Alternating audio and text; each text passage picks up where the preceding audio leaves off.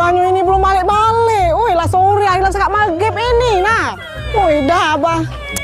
Bah, mana abahnya dibuat sekat kakek dah, abah. Lagi diangguknya ni lah. Woi, Tuhanku lagi lah. Dia Biko, kita tu belum BF kau ni nak tanya ni lah.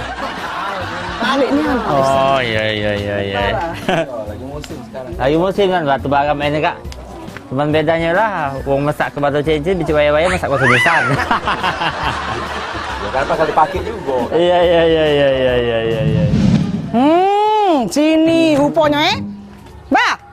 Mano? Apa dia mana? Nyogok katik gawe di sini.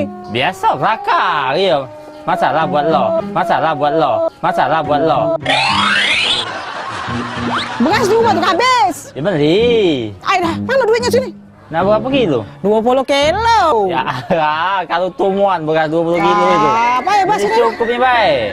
Nya nak po. Nian. Pak Is tu suruh sini. Mana makan malam ni? Baliklah dah. Melok ke laki ni lempang ke. Tak baca kita tu beli beras 20 kilo. Yalah, aku dengan bini dewek lagi berangas kan bagi dengan bini wong.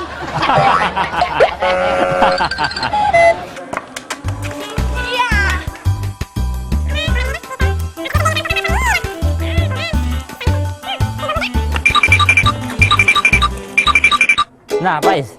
Lepas abah? Mana mak kau tadi? Itu. Dah balik? Balik? Sini. Tadi mak kau tadi nyuruh beli beras, Ya. Nah, 10.000. Beli ke setengah kilo, Aman beli 20 kilo lagi kau tak terangkat, Ngerti tak? Setengah kilo, Ya.